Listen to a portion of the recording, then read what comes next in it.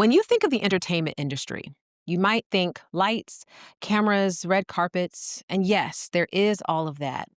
But what you don't always see is the grit, the resilience that it takes to lead behind the scenes, especially as a woman, and especially as a woman of color.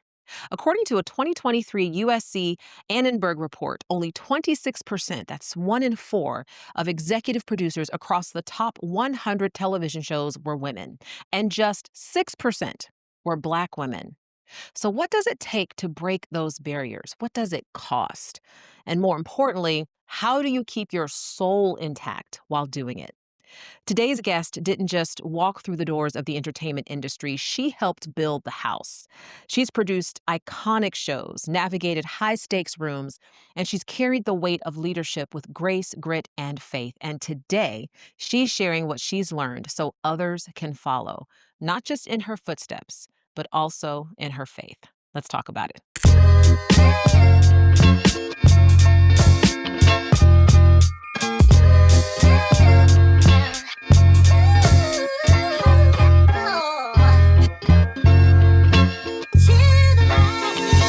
My guest today made history as the first Black woman executive producer of The View, and she's also held the role of executive producer of The Tamron Show and the Oprah Winfrey shows.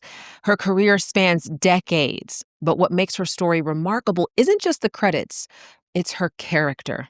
Candi Carter is a media executive entrepreneur. She's a mom and a woman of deep purpose. And whether she's behind the scenes or on center stage, she leads with integrity, wisdom, and vision. I am so honored to welcome my friend Candi Carter to the show. Candi, how are you doing? I am doing great, and thank you for having me. I'm so excited. This is wonderful. Listen, I'm just so grateful that you said yes. Your schedule is so packed, literally to the brim. But but I think that this is a conversation that's going to inspire so many people. And so, you've had a legendary career, Oprah, The View, Tamron Hall, but many people tend to walk into the successful chapter your life is on and they don't even know how the story began. So can you take us back to the beginning? Like, who was Candi the little girl and how did your upbringing shape you into the woman that you are today? It's so interesting because I grew up a little Black girl in an all-white world. I'm actually from New Hampshire, not born in New Hampshire, but we moved there when I was 9 or 10. And my father had taken a job in Massachusetts. And at the time, it was 1978. They were turning over buses because they didn't want integration. My dad said, well, we can just kind of go over the border here to New Hampshire. That was a very unique cultural experience, if you would. But it was really interesting because my parents were upper middle class. My brother and I were both star athletes. I was a number one in the state for track and field. My brother played football. I went to Boston College on a full NCAA scholarship. Wow. And so it was really interesting how I realized early on that racism, although people are racist, a lot of it too had to do with socioeconomic status, right? And so I used to call it the Michael Jordan effect. He's Michael Jordan and other people are the N-word or whatever. And it was a very interesting environment. But we had a great group of families. My dad coached football. Like I said, I was really good at track and field and always very confident. I don't know where that came from. Always joyful, terrible at math, very social. I could talk to a wall and the wall would talk back type of thing. So I went to BC, ran track. I chose that school because there was a young Black female coach there. And her name was Karen. And I was so excited to see her. And that's why I ended up going to BC. I had a great career there. And I majored in communication. But what was interesting is I couldn't work when I was there because I was on scholarship. So I hustled up a few internships in the summer, but when I graduated, I did not have relationships to get a job in television, and getting a job in television is really hard. And so when I graduated, I moved to Atlanta. I had a cousin who lived there. I didn't even know her that well, but I was like, look, if I can move in, give me a few months, I will start making money. And I don't know where I get the hustle from, but I'm just always a hustler. So I get down to Atlanta. It's 1991. They were calling it Hot Atlanta. I was like, whoa, I'm going to find my husband. Like, it was just all the things, right? So I get down there, and I can't get a job to save my life. I'm sending out resumes. I'm getting back, you're overqualified. I'm like, really? Because I just got out of college. How's that possible?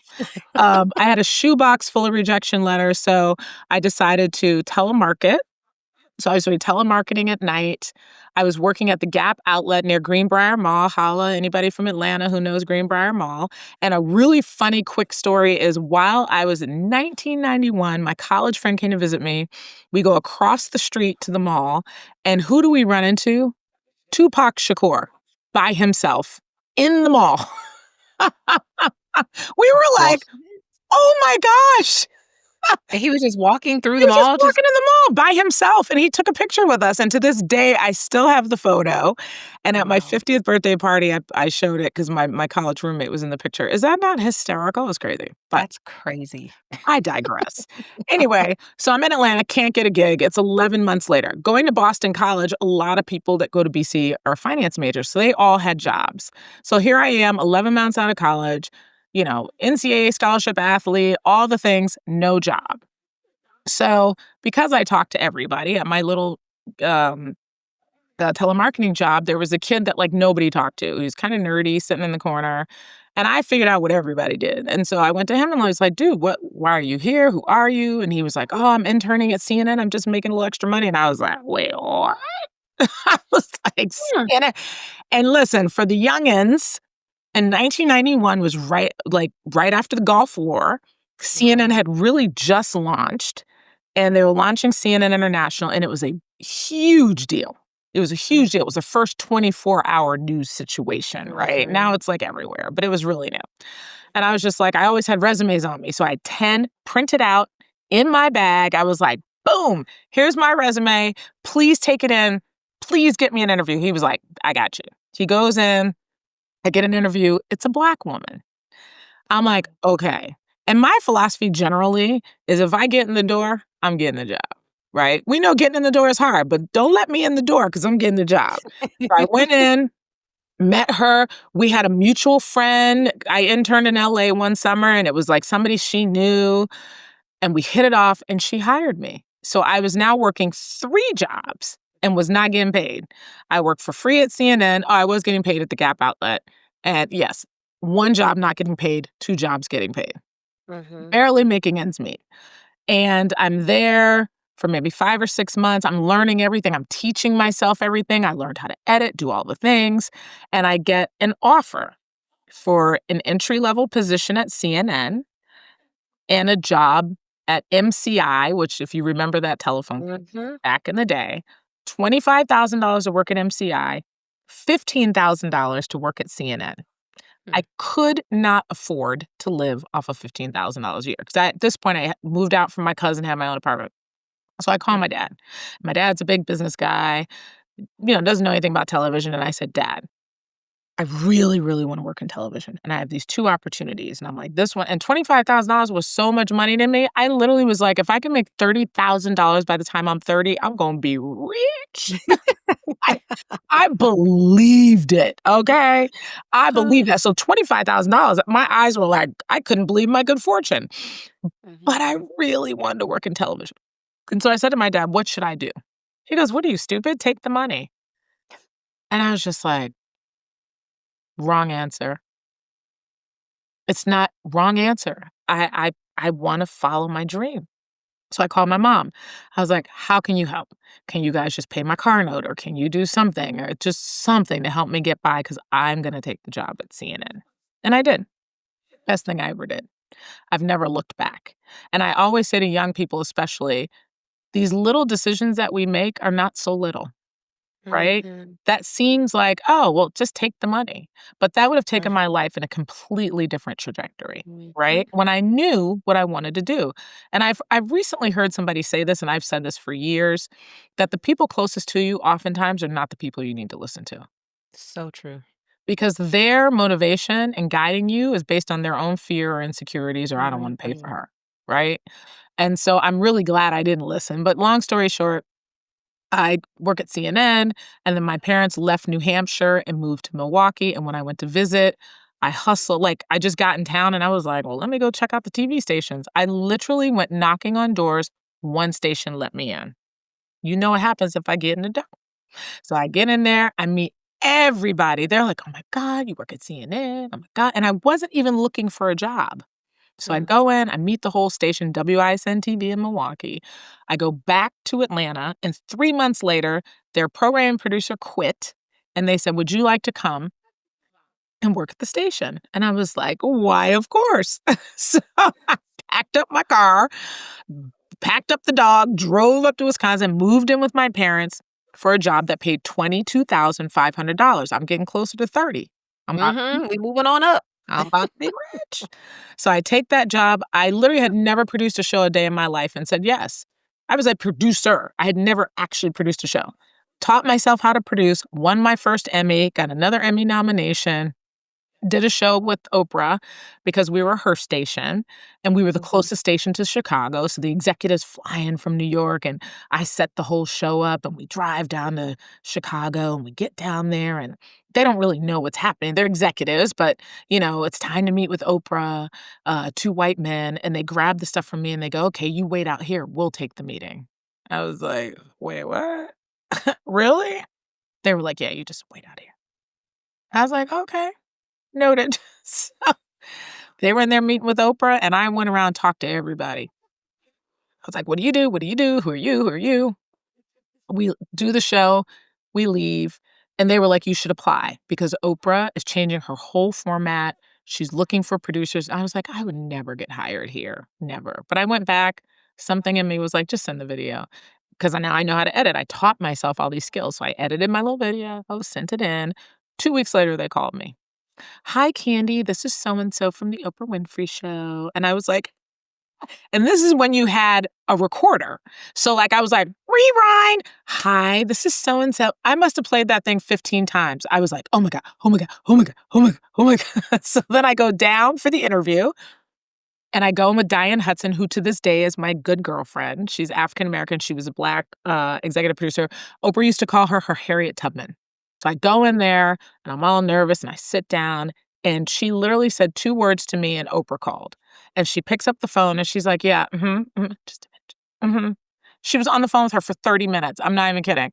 And I was like, and she's like, "No, no, no, just sit there." She asked me 2 other questions and then said, "Thank you, so nice to meet you," and I got up and left, and I was like, "Oh my god, I'm not getting the job." Mm. So they did end up hiring me, and, I spent 15 years at Oprah, and what's really interesting is, again, I think this is a theme in my life that I, like, try to tell people about. When I was at Oprah, I had 5 different positions. I was an Mhm. associate producer, senior associate producer, producer, senior producer, self-supervised producer in Mm. 15 years. There were people who worked there the same amount of time or longer who were a producer the whole time. Wow. And so it just says something about being in a space and reinventing yourself, right? Mhm. Never getting comfortable, always pushing the boundaries, always saying, "What can I learn next year? What can I do differently?" Right? Mhm. And so after 15 years, I ended up starting my own production company. And we did shows for Telepictures and I did stuff for Tyler Perry and I did stuff for BET. I launched Ice and Coco's talk show, Kiki Palmer's talk show. And again, best move I could have ever made. So everybody at the time when Oprah ended, she had the OWN network and Mhm. they wanted people to come work for OWN. And I said, "Well, look, I knew how entrepreneurial I was. I'm like, I'm happy to go work, but I would rather, I think I can be more helpful at a bigger position." But it was almost like a caste system. Like if you were a Mhm. senior thing, then those folks kind of got the opportunities first. And then I was right under that rung. I just said, "You know what? I'm just gonna start my own company." So I teamed up with a bunch of guys, we raised capital, and it was the best thing I ever did because I was able to basically claim executive producer credits. And Mhm. had I not done that, I would have been in a shop with a lower level credit. But instead, I did all these different programs. I left that having that company with multiple EP credits, and I got a call from The View. And they said, "We're looking for an executive producer of The View." So, long story way short, I ended up taking that job, wasn't sure it was gonna happen. I left my life in 48 hours, moved to New York from Chicago. My kid's first day of school was, when I went to New York. And that was we turned that show around. Hall of Fame, Emmys, got the show back on track, and then I took over the Tamron Hall show the day New York City closed, and I love a challenge. That show was in trouble. She wanted a new format. We worked 20-hour days. We got her on the air in the middle of the pandemic from her house, working remotely, doing all the crazy things. Um, and then I was doing e-commerce while I was at Disney, and I joined a startup company, kind of a startup that was doing local e-commerce. And then I came in and helped them bring in like CBS and big accounts. And then another woman at the company and myself rolled off and decided to launch Cistus Media. And cistus is a plant that grows in the Mediterranean that symbolizes strength, endurance, and determination. Now we are two Mm, women, and our company is all women. And we are, launched. We're launched. We're off. mhm. So yeah, that's the whole story. I don't know if you wanted all that, but No, that's that it. well, see, I appreciate you for giving the full arc because that actually dovetails into my next question. I Mhm. think when recounting a trajectory, it can seem like it's just a smooth, kind of up Oh, and to the right? Like, hey, I was yeah. here, then I was up, then I was up, then I was up. But I suspect that there were some moments along the way that caused you to either doubt yourself or caused you to really ask, is this worth it? And I think it would be so helpful if you could share maybe what one or two of those moments were when you had to make a decision Mhm, that I'm going to keep moving forward, even though everything around me is mhm. like, work, push your brakes. Every single decision, literally leaving CNN and taking a job in Milwaukee where I had never produced a show a day in my life. Let me back up and say, I'm the chick who jumps off the building knowing a parachute will open, Mm, always. I say yes to everything. And that was a terrifying moment, and I just said yes. And then, leaving that station, it was a very, very comfortable job. I get the job at Oprah. I say yes, because I say yes to everything. I get down there, and the day I start work, they don't have my name. They're like, "Who are wow. you?" "No, but we don't have you here." And I was like, "Oh my god, what did I do?" But Whoa. they did. But my point is, I say it, I show up, and I'm like, "Let's figure it out." The Mhm. decision to take the job at The View, I literally walked out of my house in a weekend and started something new. Taking over Tamron, it was literally the middle of the pandemic. The stations were threatening not running the show because they couldn't get the show back on the air. I'm getting calls from the salespeople and all the things. So every single decision I've made in my career is risky. I have a foundation called We've Got Friends. I have a son with special needs. And I'll never forget, Holly Robinson Pete and I became friends at Oprah because she came in and did some development stuff for us. And her son is a couple years older than my son, and he has special needs. He's autistic. And Mhm. I said to her, I want my son to have playgroups and I want to start this foundation, but I'm afraid. I'm so busy. I don't know if I can do this. Do you think I should do this? And she was like, yes, absolutely. If anybody's going to do it, you should do it. And I did it. You know what I mean? And it was scary. I was like, what am I doing? These are real people, real families. But I just did it. So my advice is just put one foot in front of the other. Do one thing every day. Because I think when people think too much, that's when you get stuck. You know what I mean? Mm, For me, like mhm, thinking too much is like quicksand. You just get stuck right there. mhm. But if you just take the step and get in the door, it will allow you to see what you can do. I think so many people are behind the closed door. They just fear what's on the other side. And most of the time, what's on the other side is very welcoming and doable, you know? But if you never go in, how you gonna know? So that's what it is for me. That's so good, Candy. And I think you're right. It's the life that is safe Mm, is usually the life lived beneath what I consider to be purpose. I right, believe that the wealthiest place on earth is a cemetery because so many people died with right, yeah, potential and promise and dreams and all of this on the inside of them. And they were just like, yeah, but if I do it, I might fail. It's right, like, but what if you might succeed? And I How about fail and learn something? But people are Mhm. so terrified. My girlfriend, my bestie, lives in Qatar. She's a very practical doctor. Mhm. And so when things happen or I bring something up, she goes, "Listen, go to the worst case scenario and then back into your decision." So leaving CNN and going up to Milwaukee, what's the worst case scenario? Yeah. I get there, I get fired after a week, but I can live at my parents' house until I find something else. I've got family close by. Like, if the worst case scenario is you're gonna be doing crack in San Francisco on some side street, then you might wanna rethink your decision. Right. But if the worst case scenario is I have shelter, I have this, I have that, then you are good to go. And I think for a Mm. lot of people, like, I'm 56 years old and I started a new company. I sold both of my cars. I bought a $26,000 car and paid cash for it so I could have Mhm. cash flow. I'm a big golfer. I got rid of my golf membership. I do my own hair color. Like, we don't have to be the things. Hey, listen, I'm inserting myself in this conversation for just a minute because if you're enjoying this conversation and if you enjoy the many conversations that I host through my podcast, I want to invite you to join me for my free virtual masterclass, How to Bounce Back Better. My mission in life is to help you and people like you discover the power within you to not just go through stuff, not just survive, but I want you to learn how to grow through stuff, how to thrive. How to Bounce Back Better is an hour-long virtual masterclass, and I offer multiple sessions every single week. If you want to register, all you have to do is head over to nonajones.com, and you will see a big link, a big button that says free masterclass. Just click the button, and you can sign up today. I want to see you in the next masterclass because I promise you there are tools, tactics, strategies, and tips that have helped me build resilience that I want to give to you.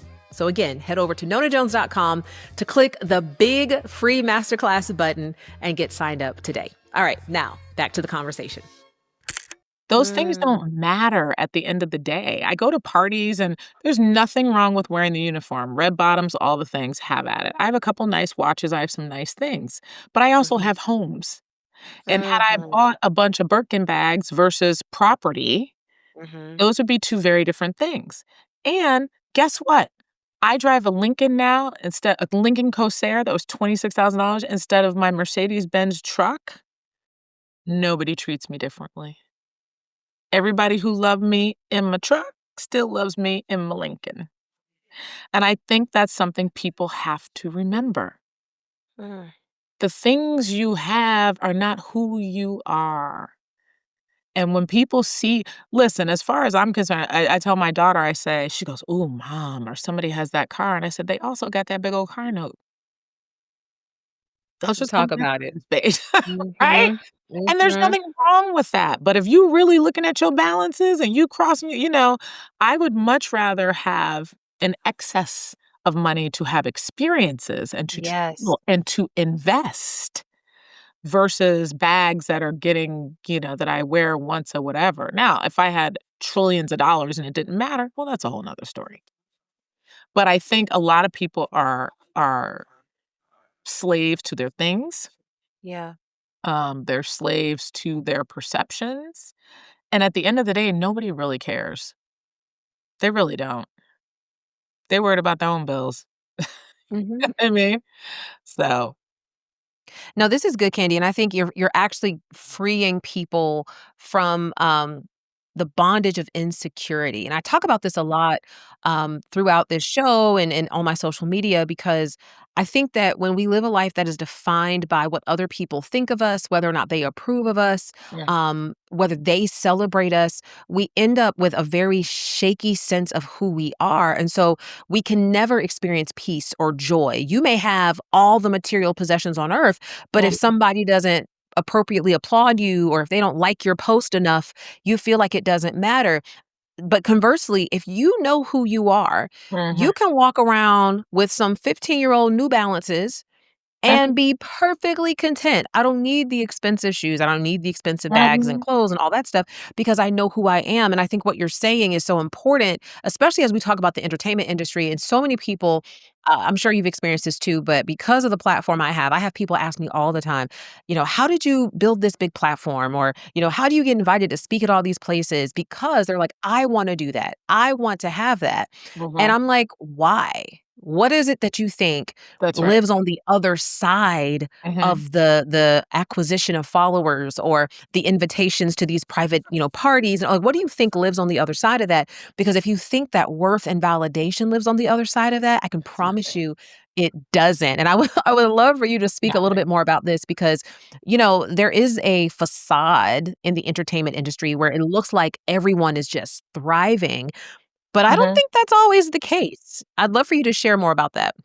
Well, yeah, first of all, I've been in the entertainment industry forever, and what I'll say is authenticity wins, always, and I think I've Mm. even met who shall remain nameless, but I've even met hosts who were so thirsty to just be famous that they didn't succeed as much as hosts who genuinely wanted people to hear their message, right? And one of the Mm. things that was so fascinating to me about Oprah, so I was there from '95 to 2011. And I remember, like, we would do shows like, we would do rape shows a million times. We would do infidelity shows a million times. And so sometimes we would go back and look at shows from the '80s to see what Oprah said on the show back in the '80s. Mhm.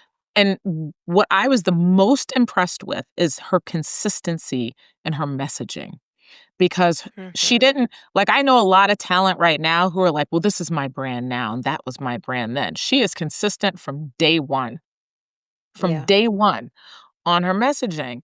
And so what I find is that, like, in television and what I've done, I've never done it for the money. I've always gone Mm. after opportunities because I was just like, I knew I could get in there and do something. I knew I could turn around The View. I knew I could help Tamron's show.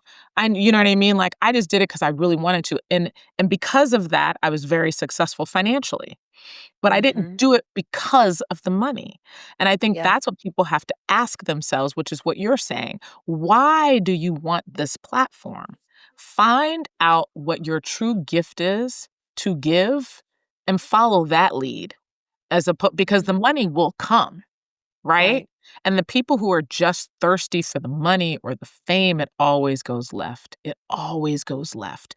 I have friends who have enough status that they've been asked to do reality shows. I said, "Don't do it."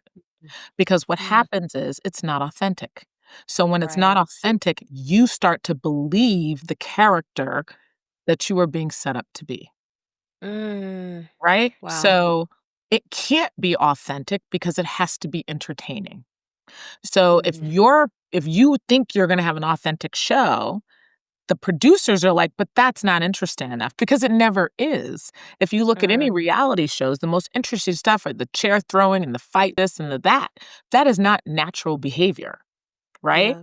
So then you get into the scenario, and then you become that person, and then you get feedback, and then you live off of the feedback, but the feedback is on a caricature of who you really are. So your Mm. authentic self is over here, and you are pouring all of your energy over here to this thing that Wow. has now been created. And Wow. that's why you see a lot of reality stars crash out because Mhm. they believe what they read. And another Oprah lesson, she never read her press. She was like, don't she would tell people. Tiger Woods came to the show. I did a show with him. And he was early in the game, and I think he made the Coblasian thing and it blew up. This might have even been before that. But Mhm. I heard him ask her advice, and she said, "Here's my best advice for you. Don't read your press. Mm. You're gonna read your good press. You got it. You know what I mean? Like you gotta read the bad. Yeah. So don't read it because that takes you away from your Mm. authentic self, right? Because if you only read all your Mhm. good press, then you read what people like about you, not who Yeah. you really are. And that's where, like, Mm. a wife can get lost in a marriage. You have like we did this a lot on Oprah, stay-at-home moms, and women who got lost in their husband's identity because he was the bread maker, he was the big traveler, and then who am I? Yeah. Same thing happens with celebrities. They get caught up in the image of who they should be. They start feeding into the machine, and then they have no idea who they are. Who was that Mm, person that stepped up to the first audition 20 years ago? They don't know who that person is. And so they're mm. trying to survive and exist in this world. And it happens at all levels. It happens at all levels. Candy, so first of all, what you're saying is so profound, and it's connecting some dots for me, that I hope other people are hearing. And I heard a quote some years ago that I thought was really powerful that said, "Don't let praise go to your head, and don't let criticism go to your heart." Mm. And as you were Gotta get. explaining, it was so like, when I read it, I was like, "That's so good," but as you were even explaining, just the philosophy and the framework that Oprah uses, like, "Look, I'm not reading my press because if you read the good, then you have to read the bad." It's Mhm, true because what happens is, and I think about even on social media, this is why over the last maybe, I don't know, 2 or 3 months, I have felt almost like a release from social media. mm, I've had a brand manager for the last few years, somebody who, like, just manages all my stuff and my posts and all that stuff, but mhm. I would still periodically from time to time, like, go and just, like, check comments and make sure that people feel engaged with and all of that. Yeah. But if you're not careful, Mhm. even if you just focus on the positive of what they say, what happens Absolutely. is you start to gravitate toward that, and that changes Mhm. who you are because now I have to become more of that. That's And the negative, it's like, mhm. oh, well, now I have to like explain why maybe, that was not how I was intending. And now I'm wasting energy explaining something. Either way, you're diverting energy from your authentic self. And That's and right. that is important. It's we have to guard our heart, That's right. and so, yeah, it's like, look, don't worry about what people are saying about you. You just have to be anchored. And I'm curious for you, like, given all that you've done and all the different, oh my gosh, all the different detours on your journey, how Mhm. did you not lose yourself? What kept you anchored to the authentic Candy? How did you do that? You know, it's interesting. I have to give my husband credit for when I was at Oprah because my husband was a banker. And Mhm, he's a guy from Louisiana, military, and he used to be like, "You guys are crazy." He was like, "Entertainment is crazy, the people are crazy." He was like, "That type of behavior would never be tolerated in a corporate mm, environment." You have people throwing chairs and acting a fool and cussing people out. And I had a son with special needs.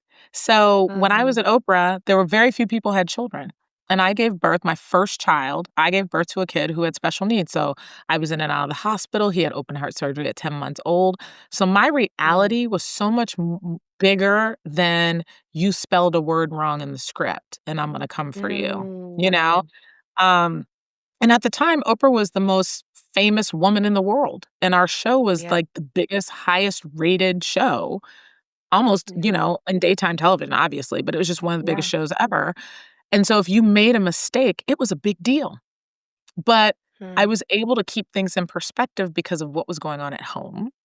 You know what I mean? mhm, And that was a gift. The other thing is, which is really important, is we decided we saw all these guys. This is before the boom, like, before everything went bust in mm, the real estate market.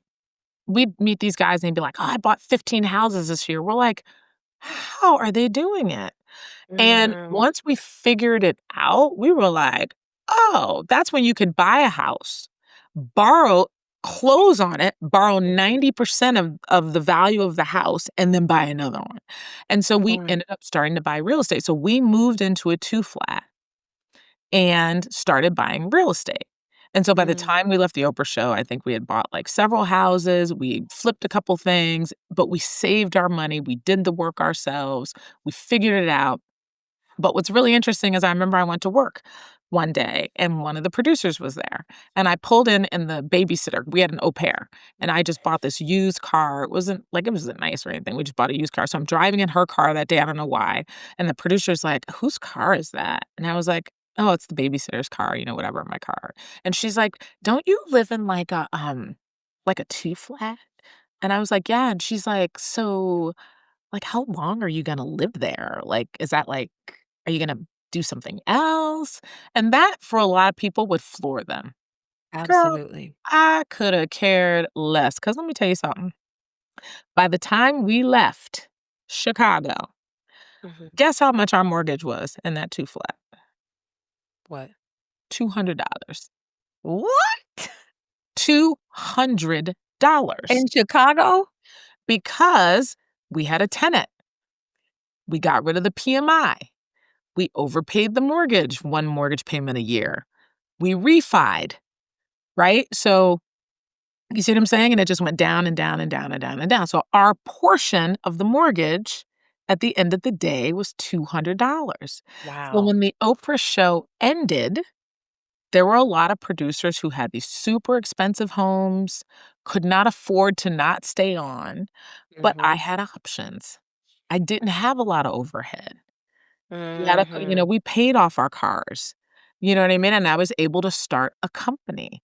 And so again, even financial success is based on authenticity.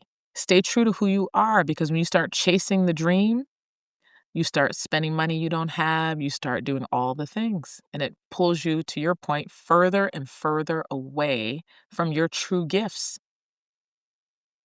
Oh boy, Candy, this is so rich. I wanna ask you, so this will be my last question because I know I could ask you at least 30 more, but, like, Happy to when come. you think about I could talk when to you you all day.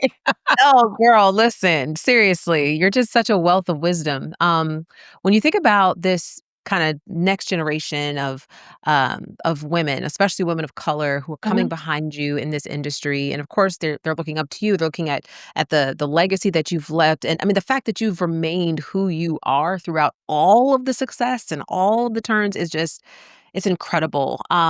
What advice would you give to them and even to any men who are trying to follow that path to just help them stay grounded? Because what you've done is incredible. Like, I feel like your greatest win is not the credits that you've earned. It mhm, really is the fact that you stayed true to yourself. mhm. That to me is the biggest win. So, how would you encourage them to stay grounded You in just have this? to you really have to not care.